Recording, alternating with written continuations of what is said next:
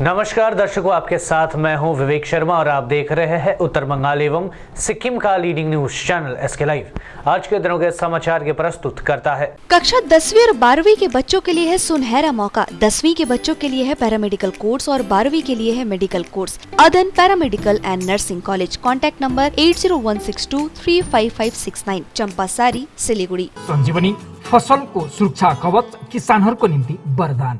Webel computer training centre opposite Siliguri college, gate number 2, college Para, Siliguri. International furniture, unbeatable price. Visit a Royal Oak store today. घर के फर्श की चमक को रखे बरकरार जीप्स निमोल नीम हर्बल के साथ। पश्चिम बंगाल विधानसभा विपक्ष के नेता शुभेंदु अधिकारी की सुरक्षा बहाल करेगी ममता बनर्जी सरकार, कलकत्ता हाईकोर्ट ने दिया आदेश। पश्चिम बंगाल में विधानसभा चुनाव के बाद राजनीतिक उथल पुथल जारी है। विधानसभा चुनाव के बाद हुई हिंसा की याचिकाओं पर सुनवाई करने के बाद कलकत्ता हाईकोर्ट ने ममता बनर्जी की सरकार को शुभेंदु अधिकारी को सुरक्षा मुहैया कराने का भी आदेश दिया है। कलकत्ता हाईकोर्ट ने शुभेंदु अधिकारी को सुरक्षा देने के मामले की सुनवाई करते हुए राज्य सरकार को आदेश दिया है कि भाजपा विधायक शुभेंदु अधिकारी को सुरक्षा मुहैया कराई जाए। बता दें कि राज्य सरकार ने इसे पहले वापस ले लिया था। उच्च न्यायालय ने कहा कि गृह मंत्रालय की ओर से Z श्रेणी की सुरक्षा वाले शुभेंदु अधिकारी को केंद्रीय सुरक्षा बल द्वारा कवर किया गया है। हाईकोर्ट के इस फैसले पर भाजपा के नेता शुभेंदु अधिकारी ने प्रतिक्रिया देते हुए कहा कि बंगाल के अंदर हिंसा एक बहुत बड़ा मुद्दा है और हाईकोर्ट का फैसला बीजेपी की एक जीत है। शुभेंदु अधिकारी ने कहा कि बंगाल में हिंसा के खिलाफ भाजपा की लड़ाई अंत तक चलेगी। महानंदा नदी में डूबने से 2 युवकों की मौत, एक को बचाया गया, हालत नाजुक। महानंदा नदी में नहाने के दौरान डूबने से 2 युवकों की मौत हो गई, जबकि एक युवक को बचा लिया गया। मालदा समसी अस्पताल में उसका इलाज चल रहा है। मालदा के पुकुरिया थाने के मगुरा ग्राम पंचायत इलाके में शुक्रवार दोपहर को इस घटना के बाद इलाके में हड़कंप मच गया। पुलिस ने दोनों शवों को बरामद कर पोस्टमार्टम के लिए मालदा मेडिकल कॉलेज व अस्पताल भेज दिया गया। मृतकों की पहचान विवेक रोशन, आसिफ हुसैन के रूप में की गई है, जबकि घायल व्यक्ति का नाम अनवर शेख बताया जा रहा है। मृतक युवक दोनों कुतुबगंज के रहने वाले थे। जानकारी के अनुसार कल 3 दोस्त महानंदा नदी में नहा रहे थे, तभी अचानक तीनों नदी की तेज बहाव में बह गए। घटना के प्रकाश में आने के बाद स्थानीय लोगों ने तत्परता दिखाते हुए अनवर को गंभीर हालत में बचा लिया, जबकि विवेक रोशन व आसिफ हुसैन को बचा नहीं पाए। पुलिस ने पहले ही दोनों शव को बरामद कर पोस्टमार्टम के लिए मालदा मेडिकल कॉलेज व अस्पताल भेज दिया गया है। गांव के रहने वाले फराद अहमद ने बताया कि ये तीनों दोस्त कल यहां स्नान करने आए थे, तभी वे नदी के तेज बहाव में बह गए। एक युवक को बचा लिया गया, जबकि 2 की मौत हो गई।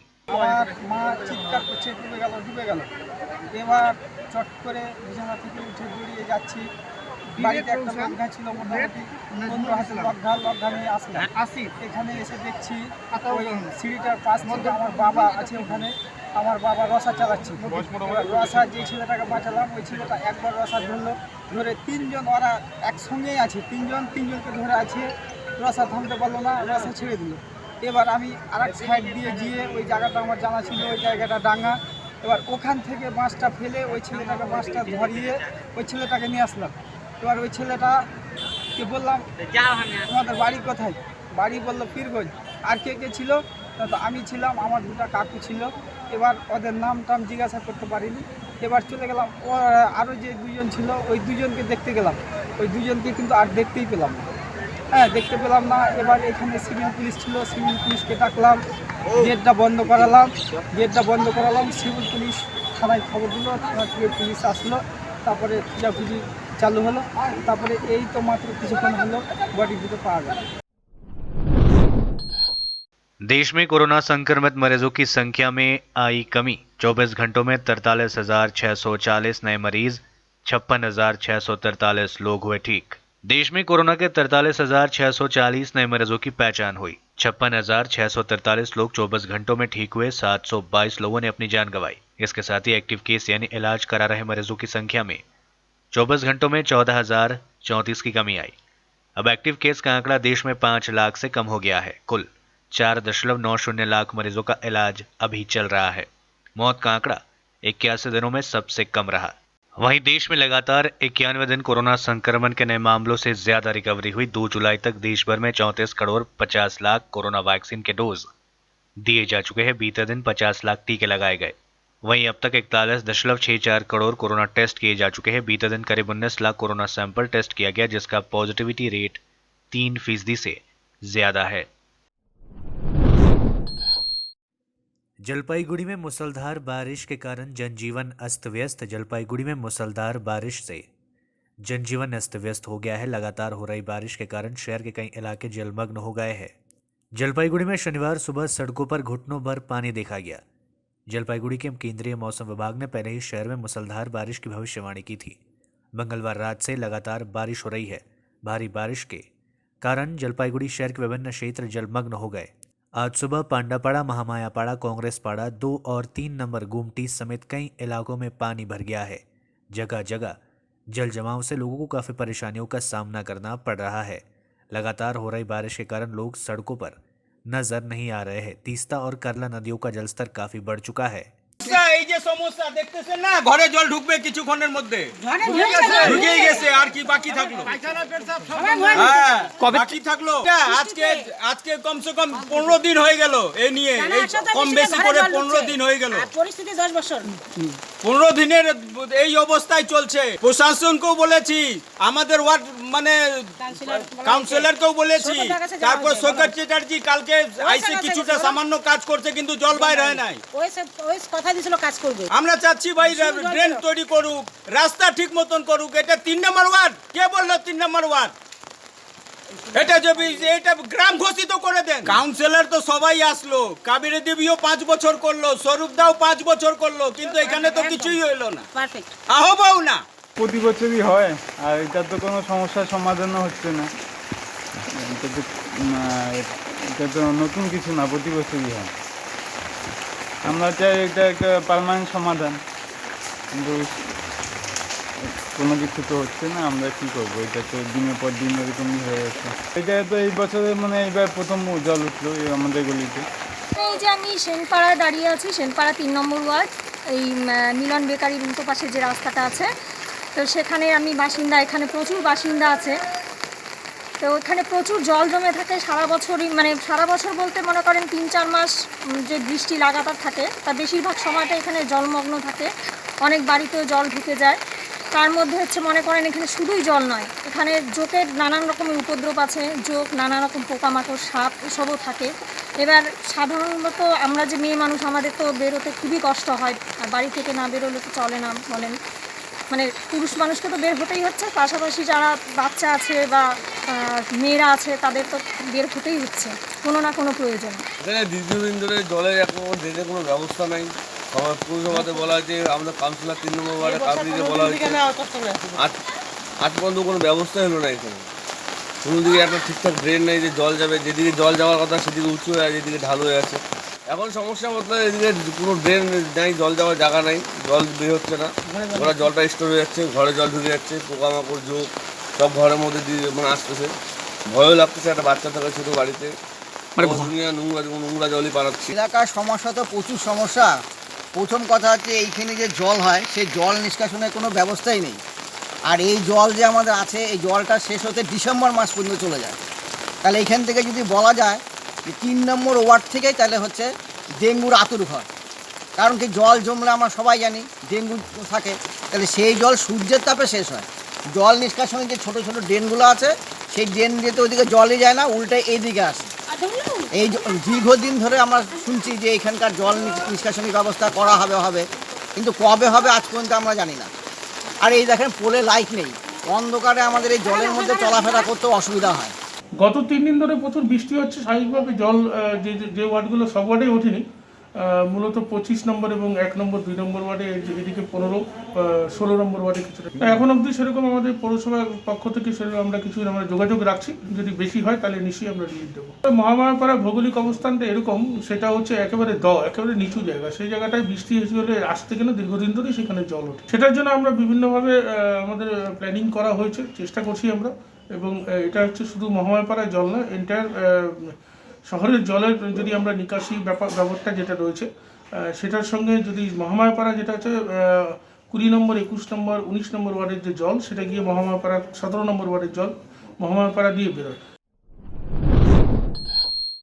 उत्तर दिनाजपुर बस mini bus owners welfare association ने की बस भाड़े में बढ़ोतरी, लेकिन यात्रियों पर अतिरिक्त भाड़े के लिए नहीं बनाया जा रहा है दबाव।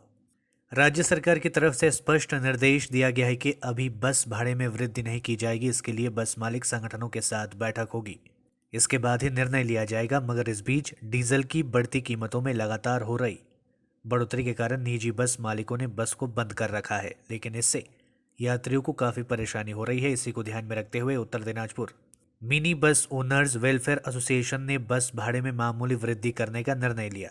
हालांकि अतिरिक्त भाड़े को देने के लिए यात्रियों पर दबाव नहीं बनाया जा रहा है, सिर्फ उनसे अनुरोध किया जा रहा है। Uttar Dinajpur mini bus owners welfare association के सचिव पालवन परमानिक ने बताया कि पिछले 45 दिनों से लॉकडाउन के कारण बसें बंद थी। इस बीच डीजल की कीमतों में काफ़ी बढ़ोतरी हो चुकी है। दूसरी तरफ राज्य सरकार ने सिर्फ 50% यात्रियों के साथ बसों को चलाने की अनुमति दी है। एक तो डीजल की कीमतों में आग लगी हुई है, दूसरी तरफ यात्रियों की कम संख्या, ऐसे में बसों को चलाना उनके लिए संभव नहीं है, क्योंकि बस चलाने का लागत खर्च भी नहीं उठ रहा है। यही कारण है कि एसोसिएशन की तरफ से बैठक की गई थी, जिसमें निर्णय लिया गया कि एक्सप्रेस बसों में न्यूनतम भाड़ा जो पहले 8 रुपये 50 पैसे थी, उसको बढ़ाकर 10 रुपया कर दिया गया है। इसके साथ ही लोकल बसों में न्यूनतम भाड़ा जो 7 रुपये थी, उसको बढ़ाकर 8 रुपये 50 पैसे प्रति किलोमीटर कर दिया गया है। इसके अलावा प्रति किलोमीटर जो पहले 75 पैसा था, उसमें बढ़ोतरी कर 95 पैसे कर दी गई है। हालांकि यात्रियों से किसी भी प्रकार का दबाव अतिरिक्त भाड़े को देने के लिए नहीं बनाया जा रहा है। দেখুন, লকডাউনের ব্যাপার আজকে 2 মাস পরে বাস মানে 1 তারিখ থেকে আমরা শুনেছি যে বাস চালু হবে। এবার 50% প্যাসেঞ্জার নিয়ে সে বাস চলবে। এবার সে সূত্রে যদি ওনারা ভাড়া বাড়িয়ে থাকে সেটা আলাদা বিষয় হয়ে যাচ্ছে। আর যদি মানে পেট্রোল ডিজেলের দামের বৃদ্ধির জন্য যদি করে থাকে সেটা আলাদা বিষয়, সেটা কেন্দ্র সরকারের উপরে নির্ভর করবে সমস্ত বিষয়টা। শুধু তেল মানে দ্রব্যমূল্য যা কিছু বৃদ্ধি সেটা তো কেন্দ্র সরকার নির্ধারণ করে। এবার সাধারণ মানুষের তো সেটা একটা স্বাভাবিক দুদিক থেকেই অসুবিধার দাঁড়িয়েছে। এতে তো সাধারণ মানুষের তো সে প্রবলেমের সম্মুখীন হতেই হচ্ছে, এটা তো আর সেরকম কিছু না। হ্যাঁ, সেটা 100 আর, কিন্তু দেখুন এখানে উভয়েরই প্রবলেম দাঁড়াচ্ছে। এসব বিষয়ে যদি সরকার সেটা মানে দেখভাল করে তাহলে খুব সুবিধা হয়।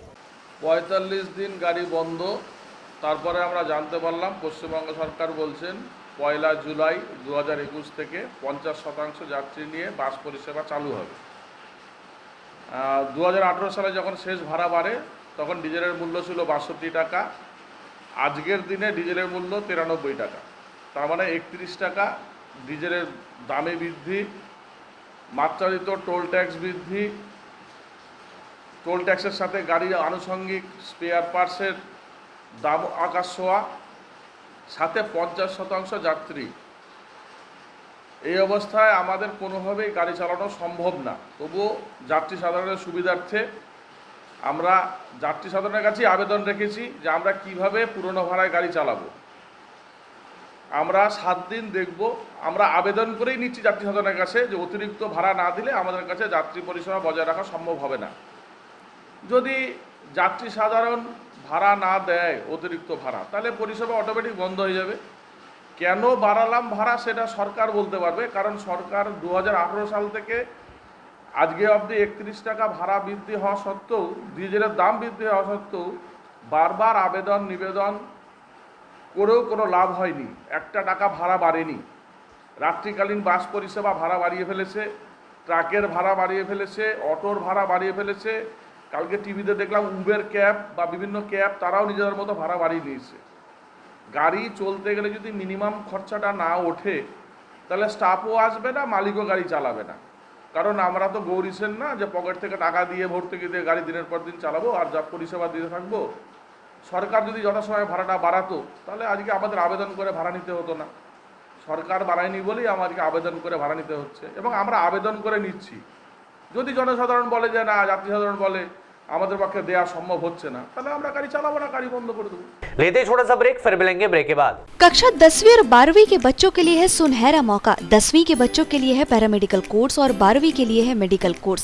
किफायती फीस और बैंक की सुविधा के साथ विभिन्न डिग्री डिप्लोमा है उपलब्ध। सभी स्ट्रीम के बच्चों के लिए खुली है AICTE, KNC, INC, PCI द्वारा अनुमोदित भारत सरकार और राज्य संकाय बेंगलोर विश्वविद्यालय के तहत PCI नई दिल्ली ISO 9001-2008 से प्रमाणित। अदन paramedical and nursing college, contact number 8016235569, Champasari, Siliguri. दवाइयों से छुटकारा, अल्कलाइन पानी का सहारा। पहले 100 कस्टमर को मिलेगा 20 लीटर का जार, कोविड पैकिंग के साथ मात्र 125 रुपए प्रति जार, वह भी 2 साल तक। ऑफर के बाद वाले कस्टमर को मिलेगा 200 रुपए प्रति जार।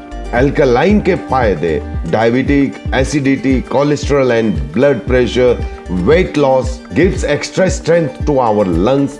तो इंतजार किस बात का, आज ही बुकिंग करें। Toll free number 1800-572-9851। अब वक्त आ गया है अपने सपनों को एक नई पहचान देने का। अवेलेबल कंप्यूटर ट्रेनिंग सेंटर आपके लिए लेके आए हैं डिप्लोमा एंड कोर्सेज जैसे English speaking course, software application, financial accounting, Tally, Java, HTML, DTP, C++, Python जैसे बहुत से कोर्सेज एंड डिप्लोमा। और आपको मिलेगा hologram sealed certificate government of West Bengal undertaking, जो आपके हर सपने को देगा एक नई उड़ान। Webel computer training centre, opposite Siliguri college, gate number 2, college Para, Siliguri. घर के फर्श की चमक को रखिए बरकरार जीप्स निमोल नीम हर्बल के साथ, क्योंकि निमोल हर्बल नीम घर को साफ ही नहीं रखता बल्कि 99.9% जर्म्स और बैक्टीरिया का जड़ से सफाया भी करता है। घर को स्वच्छ बनाइए, आप भी अपनाइए जीप्स निमोल।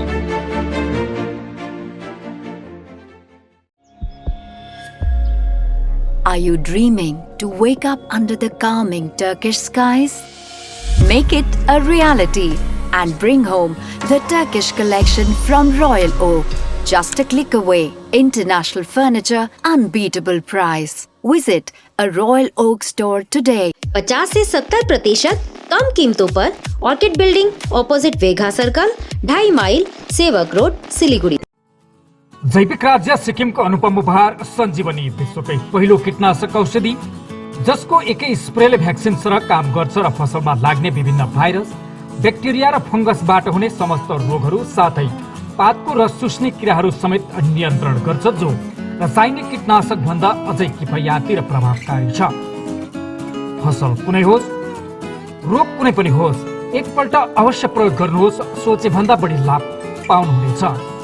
सञ्जीवनी फसलको सुरक्षा कवच, किसानहरूको निम्ति वरदान। एसके लाइव ही बेस्ट ऑप्शन है। एसके लाइव का इस क्षेत्र में 24 घंटा टेलीविजन, एंड्रॉइड ऐप और वेबसाइट पर प्रसारण होता है। सोशल मीडिया पर भी हम उपलब्ध हैं। हमारी व्यूवरशिप 9 लाख से अधिक है। सिक्किम, हैथवे और NXT डिजिटल पर, दार्जिलिंग और कालिम्पोंग में दोनों हैथवे और CCN सेटअप बॉक्स पर, क्लामपुर से लेके मैनागुड़ी हैथवे पर, सिटी केबल पर सिलीगुड़ी और आसपास, नक्सलबाड़ी से पानी टंकी तक NXT डिजिटल में। तो सोचिए नहीं, कॉल करें 7908554308। ब्रेक के बाद आप सभी का स्वागत है। बढ़ते हैं खबरों की तरफ। झारखंड पुलिस के अत्याचार से मालदा में गंगा घाट पर अनिश्चितकाल के लिए नाव परिचालन रोका गया। झारखंड पुलिस पर तरह तरह के अत्याचार किए जाने के आरोप लगाते हुए मानियाचक के गंगा घाट पर अनिश्चितकाल के लिए नौका परिचालन रोक दिया गया है। मालदा के मानियाचक में गंगा घाट पर अंतर्राज्यीय यात्री चलित नौका वाहन बुधवार सुबह से बंद है। मानियाचक गंगा घाट के नाविकों ने शिकायत की है कि सरकार ने लॉकडाउन के दौरान नावों की आवाजाही के लिए मंजूरी दे दी थी, लेकिन झारखंड में मालदा से राजमहल घाट तक 18 सरकारी लाइसेंस प्राप्त नौगाम्य जहाज चल रहे हैं, लेकिन नाव को दूसरी तरफ ले जाने पर पुलिस उन्हें परेशान कर रही है। यात्रियों और ड्राइवरों को गलत तरीके से पकड़ा जा रहा है। इसका विरोध करते हुए मानियाचक में गंगा घाट से राजमहल तक नौका परिचालन अनिश्चितकाल के लिए रोकने का निर्णय लिया गया। मानियाचक पुलिस के आईसी संजीव विश्वास ने कहा कि उन्होंने नाविकों की समस्या के बारे में सुना है। मामले की सूचना उच्च अधिकारियों को दे दी गई है। मामले को लेकर पुलिस व प्रशासन से बात की जाएगी। আমরা দীর্ঘদিন ধরে নৌকা চালিয়ে আসছি মানিকচক ঘাট থেকে রাজমান ঘাট অবধি। আমাদের পশ্চিমবাংলারও ঘাট, পশ্চিমবাংলারও নৌকা, সব কিছু আমাদের পশ্চিমবাংলার। এখন লকডাউন বলে ওরা এখন ঘোষণা করছে না লকডাউন চলছে। এখন পুলিশ প্রশাসন বলছে যে ঝাড়খণ্ডে যে এখন নৌকা চলবে না। আর আমাদের মানিকচক ঘাটের পুলিশ বলছে যে না নৌকা হালকা হালকা করে প্যাসেঞ্জার নিয়ে যাও, কোনো প্যাসেঞ্জারকে পাস করো। এখন আমরা নিয়ে যাচ্ছি ঝাড়খণ্ডের পুলিশ আমরাকে মাঝিকে উঠিয়ে নিয়ে যাচ্ছে, প্যাসেঞ্জারকে পিটাচ্ছে, লকআপে ভরছে, বলছে না নৌকা চলবে না। এতগুলো প্যাসেঞ্জার দাঁড়িয়ে কি করবে? সকাল থেকে না খেয়ে পড়ে আছে এখানে, কি করে বলবো? এখন বলছে যে না নৌকা চলবে না। ওপারে বলছে এবারে আর সমস্যা হয়নি। এখন আমরা যাইতে চাইছি মাঝি স্টাফটি এখন থানা আইসি সাহেবের কাছে। जलपाईगुड़ी में एसएसबी कैंप में एम्बुलेंस परिसेवा शुरू। कोरोना महामारी काल में जलपाईगुड़ी पंगा एसएसबी कैंप में शुक्रवार को एम्बुलेंस परिसेवा का उद्घाटन किया गया। उत्तर बंगाल के एसएसबी के महानिर्देशक श्री कुमार बंदोपाध्याय ने इसका उद्घाटन किया। उद्घाटन समारोह में जलपाईगुड़ी के विधायक डॉक्टर पी.के. वर्मा मुख्य अतिथि के रूप में उपस्थित थे। पश्चिम बंगाल रेड क्रॉस शाखा के अध्यक्ष शांति रंजन कारा के प्रयासों और Calcutta state bank of India से वित्तीय सहयोग से Jalpaiguri Indian red cross society को यह एम्बुलेंस मिली है। आज के कार्यक्रम में सचिव सुब्रत सरकार के अलावा भारतीय स्टेट बैंक के मुख्य प्रबंधक सिद्धार्थ गुप्ता, डिंगवाझार चाय बागान के प्रबंधक जीवन पांडे, पीएसएफ की ओर से एससी शर्मा समेत कई गण्यमान्य व्यक्ति कार्यक्रम में उपस्थित रहे थे। इस्लामपुर में 200 भाजपा समर्थक तृणमूल में शामिल। उत्तर दिनाजपुर जिले के इस्लामपुर ब्लॉक के रामगंज में करीब 200 लोग भाजपा छोड़कर तृणमूल कांग्रेस में शामिल हो गए। इस अवसर पर उत्तर दिनाजपुर जिलाध्यक्ष तृणमूल कांग्रेस के कन्हैयालाल अग्रवाल, इस्लामपुर प्रखंड अध्यक्ष जाकिर हुसैन, रामगंज 2 नंबर ग्राम पंचायत के प्रधान के प्रतिनिधि गुरम सिंह, इस्लामपुर प्रखंड उपाध्यक्ष मोहम्मद बुडू सहित तृणमूल कांग्रेस के कई नेता व कार्यकर्ता मौजूद थे। कार्यक्रम का आयोजन कोरोना नियमों के अनुसार किया गया था। उत्तर दिनाजपुर जिलाध्यक्ष कन्हैयालाल अग्रवाल और प्रखंड अध्यक्ष जाकिर हुसैन ने करीब 200 भाजपा समर्थकों को तृणमूल का झंडा प्रदान कर अपने दल में शामिल किया। इस अवसर पर रामगंज 1 और 2 नंबर ग्राम पंचायतों के विकास कार्यों के लिए एक समन्वय समिति का गठन किया गया। समिति के अध्यक्ष मोहम्मद बुडू को बनाया गया। इस अवसर पर जिलाध्यक्ष कन्हैयालाल अग्रवाल ने कहा कि रामगंज 1 नंबर ग्राम पंचायत के 2 गांव रमेशपुरो और इलुआ बाड़ी के करीब 200 भाजपा समर्थक आज तृणमूल कांग्रेस में शामिल हुए। दूसरी ओर भाजपा छोड़कर तृणमूल में शामिल होने वाले लोगों ने कहा कि मुख्यमंत्री ममता बनर्जी के विकास कार्यों से प्रभावित होकर वे लोग तृणमूल कांग्रेस में शामिल हो रहे हैं।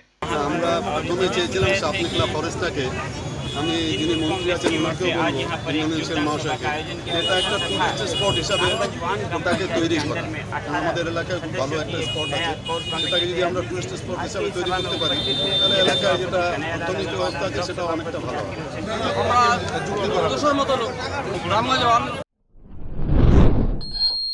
सिलीगुड़ी में खुला माताओं के लिए वैक्सीन सेंटर। सिलीगुड़ी में माताओं के लिए वैक्सीन सेंटर शुरू किया गया है। सिलीगुड़ी नगर निगम द्वारा शुक्रवार सुबह सिलीगुड़ी के कंचनजंगा स्टेडियम भवन में इस वैक्सीन सेंटर का उद्घाटन किया गया। सिलीगुड़ी नगर निगम के प्रशासनिक बोर्ड के चेयरमैन गौतम देव ने माताओं के लिए बने इस वैक्सीन सेंटर का शुभारंभ किया। 0 से 12 वर्ष तक के बच्चों की माताओं के लिए वैक्सीन सेंटर शुरू किया गया है। उद्घाटन समारोह में सिलीगुड़ी नगर निगम के प्रशासनिक बोर्ड के अध्यक्ष गौतम देव, बोर्ड के सदस्य रंजन सरकार समेत अन्य गण्यमान्य लोग मौजूद रहे थे। আমরা এখানে একটা পুরসভার প্রায়োরিটি সেক্টরে আমরা একটা সেন্টার ভ্যাকসিনেশনের শুরু করলাম। এটা এত বড় জায়গা আছে, আমরা খুব সুন্দর করে এটাকে ম্যানেজ করছি। এখানে 0 to 12 ইয়ার্স বাচ্চা যাদের আছে তাদের মায়েদের এখানে এখন দেওয়া হবে। তারপর পর্যায়ক্রমে গভর্নমেন্টের যেগুলো প্রায়োরিটি জোন, সেই প্রায়োরিটি জোনে বিভিন্ন এজ গ্রুপে আমাদের এখানে দেওয়া হবে। আমাদের 10টা আরবান প্রাইমারি হেলথ সেন্টারে আমাদের ভ্যাকসিনেশন চলতেই থাকবে, আর মাতৃসদনে চলবে মোট 11টা। কিন্তু 10টা ইউপিএসসিতে আমাদের ভ্যাকসিনেশন চলছিল। এখন আমরা অল্টারনেটিভ 10টা ওয়ার্ডে সেই ভ্যাকসিনেশনটা দেব, যাতে ওর সারাউন্ডিংস লোকদের দূরে যেতে না হয়। এইভাবে রোটেশন করতে করতে আমরা পুর নিগমের 47টা ওয়ার্ডেই কোনো না কোনো সময় আমাদের ভ্যাকসিনেশনটা দেওয়া হবে। সেটা আমাদের চালু হয়ে যাচ্ছে। আমরা হাসপাতাল কর্তৃপক্ষের সাথে কথা বলেছি এবং ডিস্ট্রিক্ট ম্যাজিস্ট্রেট এবং সিএমএইচের সাথে আমাদের কথাবার্তা হয়েছে। হাসপাতালে 500 করে ভ্যাকসিনেশন হবে, ওখানে জায়গা কম দেখে আমরা ফসিন গেটের দিকে স্টেডিয়ামে তাদের একটা জায়গা করব। আমরা এই গেটটা করছি না, কারণ এখানে কর্পোরেশন করছে, মিক্স আপ হয়ে গেলে আবার বিভ্রান্তি হবে। আমরা ওদের স্টেডিয়ামের দিকে এদের জায়গা করব। আর মেডিকেল কলেজে কিছু প্রায়োরিটি গ্রুপ আছে, তাদের আমরা বর্ধমান রোডে মেডিকেল কলেজের কাছাকাছি সেখানে আমরা একটা ভালো ভবন ঠিক করছি। এটা রঞ্জন সরকারও কথা বলে ওখানে 2-3টে ভবনের সাথে কথা হয়েছে, যে কোনো একটা সুটেবল ভবন সেটা মেডিকেল কলেজকে আমরা দিচ্ছি, ওরাও ওখানে ভ্যাকসিনেশন দেবে। অর্থাৎ ভ্যাকসিনেশনের ক্ষেত্রে কোনো বিভ্রান্তি, কোনো অসুবিধা যেন না হয়, এটা আমাদের আবেদন। আমরা পেপারে অ্যাড দিয়ে দিচ্ছি, আমরা সিসিএনেও অ্যাড দেব। আমাদের ডাক্তাররা, আমাদের স্বাস্থ্যকর্মীরা এবং রাজ্য সরকারের স্বাস্থ্য দপ্তর আমরা কিন্তু আপ্রাণ চেষ্টা করছি যে প্রত্যেকটা মানুষকে এর মধ্যে নিয়ে আসতে। এছাড়া বেসরকারি যারা ক্যাম্প করছে, যেমন মেডিকা আমার কাছে জায়গা চেয়েছিল, আমি শিলিগুড়ি কলেজে ওদের পারমিশনের ব্যবস্থা করে দিচ্ছি। गरीबों की मदद के लिए ऑक्सीजन कंस्ट्रक्टर वितरित, चाय बागान श्रमिकों को दिया जा रहा है राशन किट्स। कोरोना महामारी के मद्देनजर जलपाईगुड़ी जिले के 4 ब्लॉक के लिए आधुनिक ऑक्सीजन कंस्ट्रक्टर प्रदान किया गया। इसके अलावा Jalpaiguri small T growers association की ओर से चाय बागान के श्रमिकों को ऑक्सीजन सेवाएं प्रदान करने की पहल की गई है। जलपाईगुड़ी जिला लघु चाय किसान संघ के सचिव विजय गोपाल चक्रवर्ती ने कहा कि इस कार्यक्रम को हिंदुस्तान यूनिलीवर लिमिटेड के सहयोग से शुरू किया गया है। उन्होंने कहा कि जिले के मंगलाबाड़ी स्वास्थ्य केंद्र माल बाजार के एसडीओ मैनागुड़ी के बीडीओ और सदर प्रखंड के लिए कुल 4 ऑक्सीजन कंस्ट्रक्टर सौंपे गए हैं। सदर प्रखंड में ऑक्सीजन कंस्ट्रक्टर सेवा के लिए फ़ोन नंबर 9734538888 एवं 9932355317 पर संपर्क किया जा सकता है। वहीं स्मॉल टी ग्रोवर्स एसोसिएशन की ओर से जिले के चाय मजदूरों और गरीब परिवारों को 1200 रुपये की राशन किट्स सौंपी जा रही है। আমরা জলপাইগুড়ি জেলা ক্ষুদ্র চা চাষী সমিতির তরফ থেকে আমরা অলরেডি 5000 আমরা রেশন কিট শ্রমিকদেরকে, আমাদের ক্ষুদ্র চা বাগান প্লাস বড় বাগান বন্ধ বাগানের আমরা চা শ্রমিকদের আমরা একটা পরিকল্পনা করেছি। অলরেডি আমরা 2000 দিয়ে দিয়েছি। এখানে 1200 টাকার একটা রেশন কিট আছে, তার মধ্যে ডাল আছে, তেল আছে, লবণ আছে, চিনি আছে, ডিটারজেন্ট আছে, তারপর সোয়াবিন আছে, বিভিন্ন রকম বিস্কুট আছে, দুধ আছে, সব দিচ্ছি। আর এছাড়াও আমরা হচ্ছে এই আজকে হিন্দুস্তান লিভার আমাদের 4টে অক্সিজেন কনসেন্ট্রেটর দিল, অ্যাফ্রো আছে এর মধ্যে এবং ট্রাস্টিও আছে। এই অক্সিজেন কনসেন্ট্রেটরগুলো আমরা জলপাইগুড়ি জেলার 3টে যে হেলথ সেন্টার আছে, একটা হচ্ছে আমরা মঙ্গলবাড়িতে দেবো, সঙ্গে আমরা একটা করে স্প্রে মেশিনও দিচ্ছি। একটা দেবো ময়নাগুড়ি হেলথ সেন্টারে, আর একটা দেবো আমরা মালবাজার সেফ হোমে, আর একটা আমরা জলপাইগুড়ি সদরে রাখছি আমাদের অফিসে। আপনাদের মাধ্যমে এটা জানাতে চাই, যদি জলপাইগুড়ির কোনো মানুষ অক্সিজেনের অভাবে যাতে না পড়ে, তার জন্য আমরা এটা প্রোভাইড করব। এবং আমাদের 2টো নম্বর আপনাদেরকে দিয়ে দিচ্ছি, এই 2টো নম্বরে ফোন করলে আপনাদের ওখানে এটা পৌঁছে যাবে। একটা হচ্ছে 9734538888 আর একটা 99323555317। আগামী দিনে কী কর্মসূচি আছে আপনাদের? আগামী দিনে কর্মসূচি আছে যে আমরা এইভাবে এই যে আমরা মানুষের পাশে থাকতে চাই। আমরা শুধু যে ব্যবসা করব তাই নয়, আমাদের যে একটা সোশ্যাল রেসপন্সিবিলিটি আছে, এইসব প্রদানের মাধ্যমে আমরা সেগুলো করতে চাই। এবং আগামী দিনে যদি আমাদের আরও আর্থিক আমরা স্বাবলম্বতা অবলম্বন করতে পারি, আমরা জেলাবাসীর জন্য অনেক কিছুই করতে আমরা আগামী দিনে আগ্রহী হব। আমার নাম বিজয় গোপাল চক্রবর্তী, আমি জলপাইগুড়ি জেলা ক্ষুদ্র চাষী সমিতির সাধারণ সম্পাদক। आज के लिए बस इतना ही। तमाम खबरों के लिए देखते रहिए SK लाइव, आपका समय आपकी खबर। धन्यवाद।